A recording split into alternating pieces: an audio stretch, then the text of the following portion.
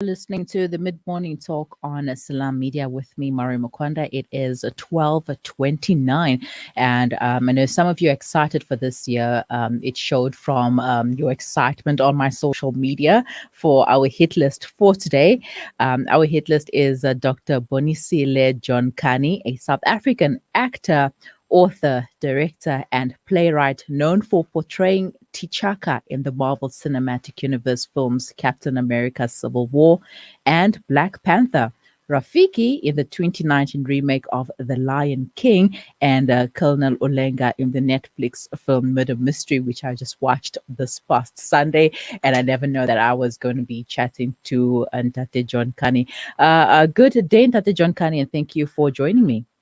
And good day. And thank you for inviting me. It's always a pleasure. All right, so now tell us about your love for film and acting. Where did that come from, and when did your journey start? I mean, you've been in the industry for as long as some of us are alive. Well, it started with the grandmothers and grandfathers telling stories. I loved listening to these stories. It created this imagination of a world I've never been to. When my grandmother starts saying, "Let me tell you a story," we all sort of sit around immediately and think, wow, we are now going to be entertained. When I was at school doing my matric in the 60s, that's when it started, that I was part of every drama production at the Newell High School. We used the sort of drama to explain the set work to ourselves as students under the stewardship of a history teacher, actually, John Ndela. And that's where I sort of got this bug about acting. And then in 1962, we did a production of Buzani Kubawo, which basically the old order changes. And that's when Winston Jonah and I met. And I played the role of his father in this play. And from there on, life just took over. That was what I wanted to do, to tell stories. And the stories must educate, must inform, must entertain. That's where it comes from, really, from our grandparents. I mean, sometimes I feel so sorry during this present time where children grow without the extended family. I mean, the definition of family these days, me, my wife, and 2 kids. My kids don't even know my brothers, my aunts, my nephews, my nieces, my uncles that we've never met. They only know the 4 of us in this house. Therefore, the oral tradition of Africans, of handing down the history of not just your family, your community, your village, but your people is missing. And that's why, for me, it's the challenge we have for the today sort of theater, what's going on, movies and television. And 1975, of course, winning the Tony Award on Broadway introduced me to an international world of the arts, film, television, and theater, of course. And that's when it happened. And suddenly, I was approached by the top agent in the world, the William Morris Agency. They make a joke about my agent. They say, "You join the William Morris, you'll never work again," because they're very expensive. so that's where the whole thing started, just from my grandmother saying, "Let me tell you a story." I loved those days. You know, even my mom used to do it, and her grandkids today love it when she calls them and tells them stories and sings to them until they fall asleep. It's very beautiful. Now, you did, or you studied rather, your first Shakespeare in Xhosa, and you also performed Julius Caesar in Xhosa. Now, what did it mean for you to be able to form a Shakespearean piece in the Xhosa language? Look, way back in the 50s, really, I think it was 1955, 54, 55, we had an English teacher, Miss Nzingo, who was a Shakespeare nut. She always read the sonnets to us.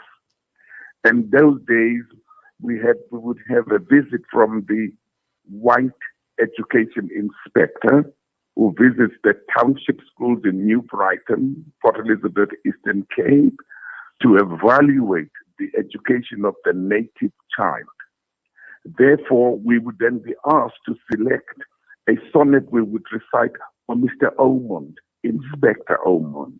And I just raised my hand and I said, I'll do the one that says, shall I compare thee to a summer's day? No, thou art more fair. The one I loved also was, love is not love with alters and alteration, finds of bends with a remover to remove. Oh, these things we used to recite to little girls at school to impress them that we were speaking good English.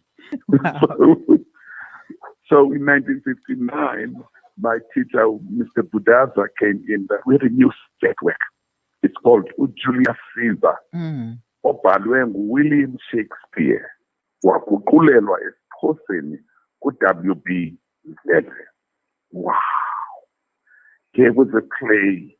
I don't know why the Bambi Education Department decided that we should study this play, which for me was about power, ambition, conspiracy, betrayal, the dictatorship, despotism, and everything that the apartheid government was Julius Caesar. Even when Mark Antony and Octavia started attacking the conspirators, we saw the conspirators as underground revolutionaries trying to liberate not just Rome from the dictatorship of Julius Caesar, but South Africa from the clasp of the apartheid nationalist government. So doing that play was incredibly exciting for us. And our teacher always said, stand up and read. Don't read when you sit down. We felt like semi-performing, and I loved the idea of standing up in front of the class and say beautiful lines and give a tiny little performance because I wasn't very skilled then.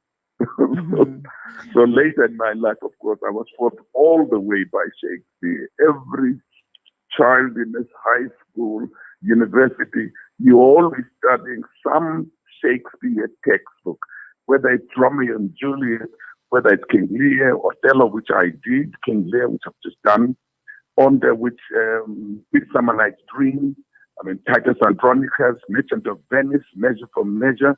All these plays became such an interesting thing for me. I was like studying Shakespeare through these plays, because Shakespeare to me is as simple as S.E. Kinkai, A.C. Jordan, Vexum Da, Arthur Fugard.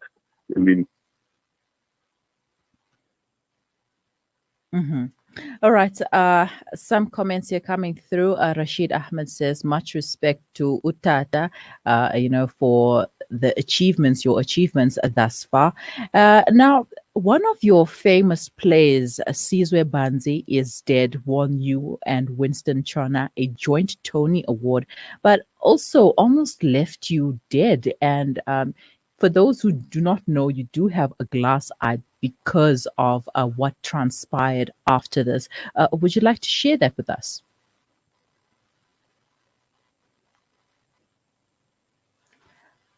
I think we've just lost Ntate John Kani over there. If you have any comments or questions for him, please send them to us on our WhatsApp line 061 766 0355. Alternatively, you can share them on our Facebook page. We are live on Facebook. You can leave your comments over there. A couple of hellos and highs. Yes, hellos and highs to you too. Please share your comments with us. Tate John, are you still on the line with us?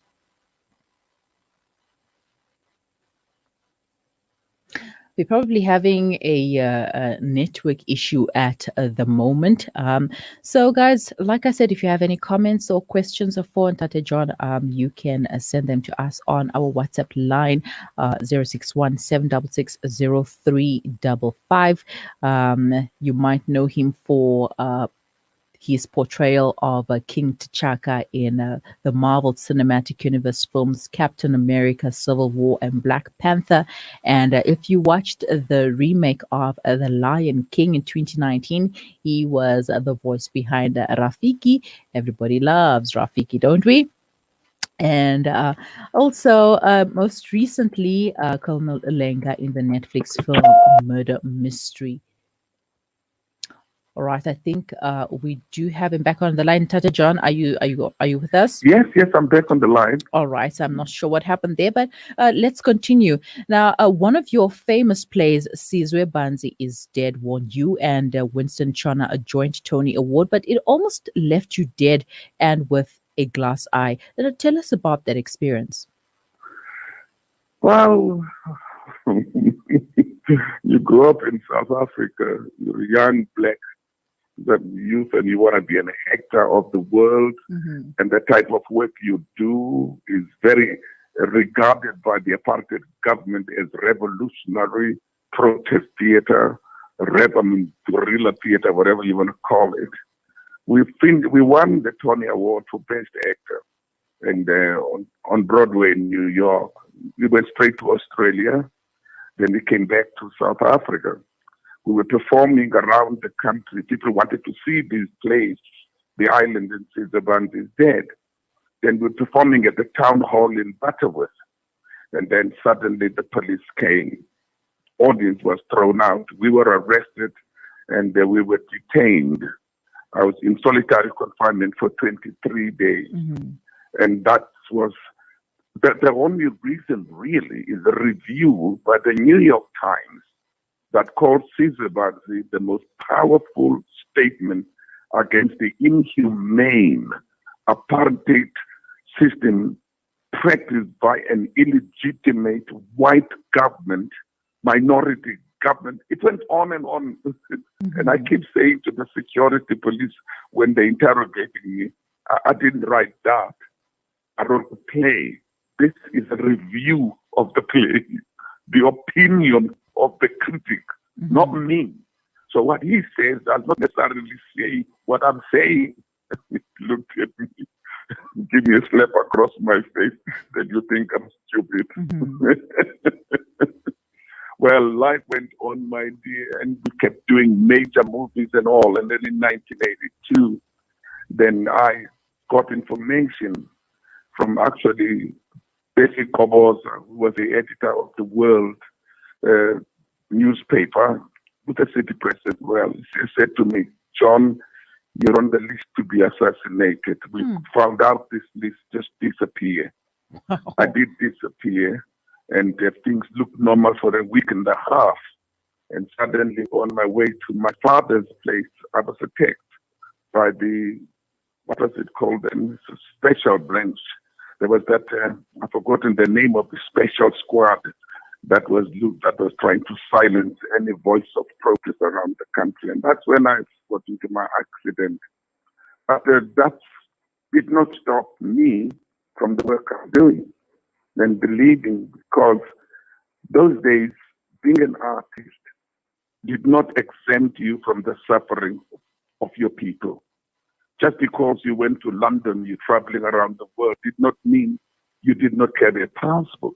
Mm-hmm. You couldn't go to a bloody Windy to get a meal because segregation, and live in a township when you can afford to live anywhere because of the Group Areas Act.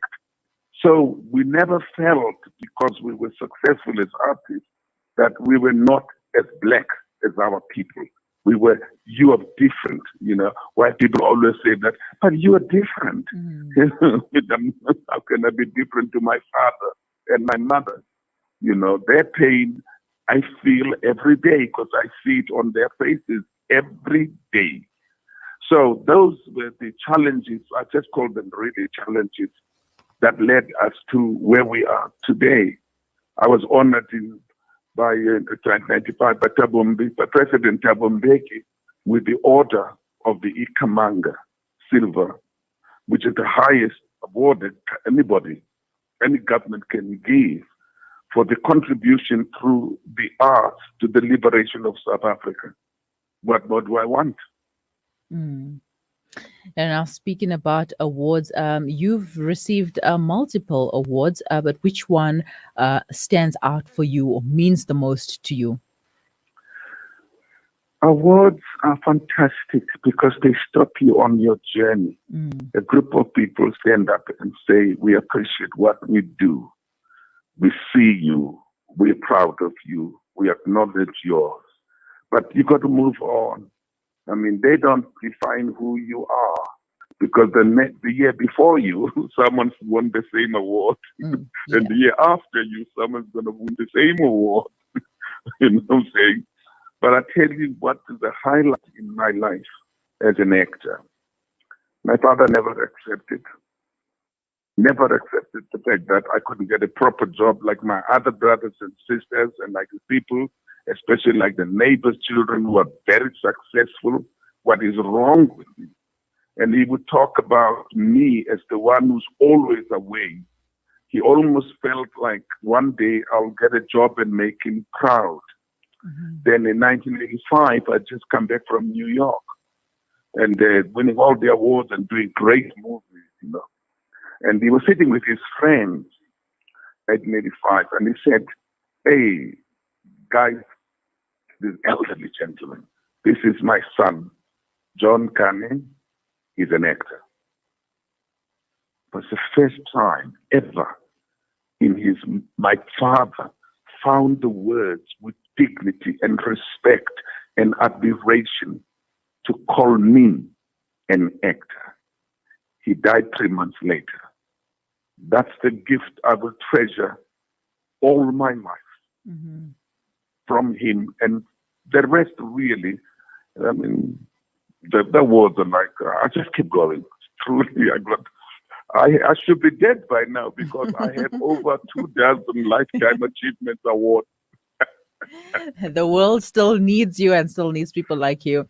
And your son, Atandwa Kani, has taken after you as well. I mean, coming from you and your experience with your father, is this something that you would want for your son as well? Correction, please. He hasn't taken after me. Mm-hmm. His life belongs 100% to himself. Mm-hmm. The choices he makes for himself, he lives, stand, fall by those choices. When he told me what is he going to do after matric, he lied actually. And he was going to do international relations, things like political science and all that nonsense. I said, you can do whatever you want. Mm. Then I was in New York doing nothing but a truck on Broadway. And I got a call from mother and said, Atanda wants to talk to you. He said, Tata, I'm been admitted at Wits University. I said, great. You're going to do political science. He said, no, drama. If I could put my hand through the phone, I would smack him. Because the problem of the children of successful artists, you never know whether it's the influence of who you are, what your life is, the glamour, the glitz that draw them into this kind of career choice. You hope in your heart that it's something in him that makes him take this leap and decide to be an artist. Let me say, the past few years, he has proven to himself that he is a Atandwa Kani, an actor. Writer, he also writes. Mm-hmm. So I'm proud of him. But I have 7 children, 4 sons and 3 daughters, 9 grandchildren. So Atandwa is in the list. He's not at all special. In fact, he's number 5 on the list of my children. That's how less love he got. Yeah. But truly, I admire. He's now in New York, Mm-hmm. working and living there. That's fine. I'm proud of him. But he knows one thing: we don't talk shop. I am the father. He is the son. We don't talk acting, films, or anything. He surprises me sometimes. Twice, when I was doing The Tempest in England at the Royal Shakespeare Company, he didn't tell me he auditioned for one of the parts, and he got it. So we start the first day of rehearsal, He walks in and looks at me and says, "Hi, Doc." That's what he calls me in front of other actors, so that there's no father-son relationship. I've directed him 3 times, actually, in different productions. The last one now was the Black Panther. Again, I didn't know he was going to be in the Black Panther, playing me, King T'Chaka, younger. It's when I arrived in Hollywood, we went to Atlanta in the studios, and he laughed. I said, "What the hell are you doing here?" He said, "I'm playing you younger." Yeah, and I'm sure not many people knew that he's actually your son, but people were like, "No, but there is a resemblance. They chose the right person for the role," not knowing that, no, he is actually your son, and I mean, who better to play the younger you if not him? Now, the point is, many people thought Chadwick Boseman was my son. When Chadwick died, I got personal messages of condolences and sympathy for the loss of my son. I tried to explain that he is my son in the storyline of the Black Panther. And they still poured the great sympathy, feeling sorry for me and my family, because they thought that perhaps Chadwick and Atando were brothers. So it was such an incredible thing for me.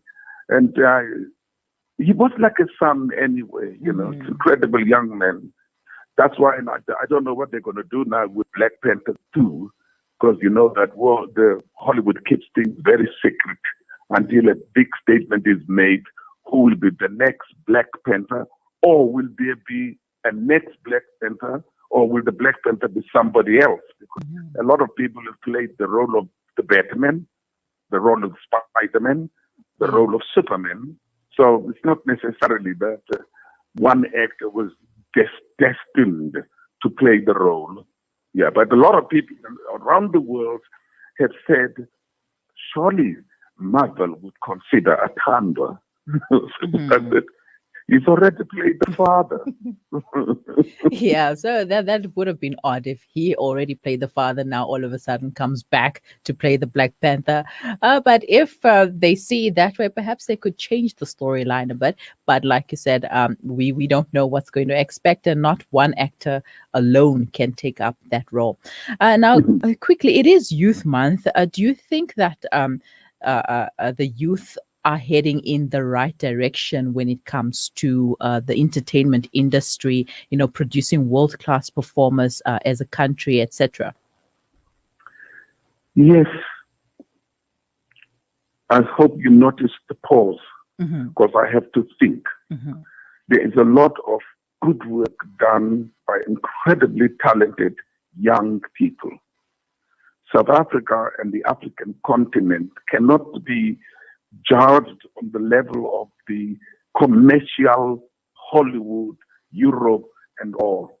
We have great musicians in this country who's never made the billboards or won a Grammy or won in whatever award, but that does not make them not great. They're great as Africans. We have artists who have now, like Tusombedu, like Nomza Mombata, Trevor Noah, Atandwa Kani. All these people are working abroad and building an incredible reputation for themselves. But South Africans tend to own you as an artist. They tend to think you represent their aspirations and their passion, and their love sometimes dictates what you must do or what you must not do. Therefore, it's a very difficult situation to say, where is South African creative arts industry going? Hit by COVID-19, we were the hardest hit, more than the hospitality industry, more than tourism, more than the economy, because we got forgotten. But the big people who decide when COVID-19 closes everything, what's going to happen to the unemployed? Oh, we'll give them a fund. The UIF will kick in. Their medical aid will sustain them for a little bit. What will happen to the health, the frontliners? Or we will see if we get a vaccine and start with them. What's going to happen with the religious? Or we make sure that a few people go in. There was not a mention about the artists. the musicians, the painters, the actors, the performers, the special events people, the technicians.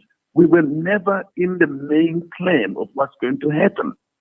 So now we are devastated by COVID-19. It's almost like since 2020 March, no one has worked. What's happening now? Actors are losing houses, they're losing homes, they're losing cars, they're losing property. People are really, really under pressure and stress about what's going on. So then there's a huge controversy again about there was a 300 million relief fund which seems not to have done what it was supposed to do. Within all that, it does not stop the creativity of these young, beautiful people. Nasty C, Casper why you get these young, wonderful artists that sing, that dance, that write and tell stories. So, I mean, changing over at the market, trickling with 50 people, with 4 or 5 people, making art and theater happen. Over the in Pretoria, Linda Bukosin in Devon, Police on Dunene, the Joburg Theatre. We're trying within these unbelievable difficult social conditions. The challenges of the artists in this country is simply resources. Yeah. People can't invest in a project when the project is not going to be extremely commercial, make money, pay back the investment. We don't know now. The president might speak this evening and move us to level 3 or level 4. No one is thinking what's going to happen to the arts industry. We need to be conscious that we play a critical role in contributing to the GDP of the country. I'm not talking about the olden days where we did art for the love of it, where we were expected by the ANC and the revolutionary forces to do it for the struggle, do it for the honor. It's business now. So the talent is there, the new ideas are there, the resources to exhibit or trade and sell this work to make it able for artists to survive. People are talking about a bill that was to deal with royalties, residuals, so that the old work that the artists did could still pay them to sustain them. People like Jack Nicholson, people like great Sidney Poitier, James L. Jones, they're not working anymore. They are earning huge royalties of the work they've done all the lives in the industry. We need these things done in this country. Then we can ask the question, what do we think the direction of the arts in the country among the youth is? The youth is unemployed. Period. And the youth need to be inspired, and if they see what is the state of the arts industry at the moment, obviously that is not going to inspire them to go down in this direction. Now, quickly, the death of Charlene Surti Richards has raised a lot of eyebrows about the treatment of artists in South Africa. What are your thoughts on this? Look, every time a tree falls, Jonas Kwango passes away. Sibongile Khumalo passes away. Huma Sekela, Maryam Mkwanda, Charlene Surti Richards. We grieve, not just because we lost a fellow human being, a fellow artist. We've grieved because it is an unfulfilled dream. It is not the dream she had when she started, that I'm going to make a success and I'm going to be rich. Please, don't attack it any negative things. That colonial is telling us the root of money is the root of all evil. This is the democratic South Africa. Money is the means to give, to create, to promote, to assist. Money is there. So we feel very sad about this. And we talk about it all the time, that artists die in a very difficult and desperate situation. That is why I've been in conversation with the Minister of Arts and Cultural Sports about the legends What do we do with the people who gave all their lives to this industry and now they are at the sunset of their time? What are we doing for them? How do we look after them? What about their legacy? How do you protect that? What about their experience? What about their contribution to education, to the preservation of as heritage of our culture? We need to do something so that we are not always caught by someone passed away and the situation is a bit desperate or dire. As a nation, get to a point as artists saying, we've looked after this, it won't happen again.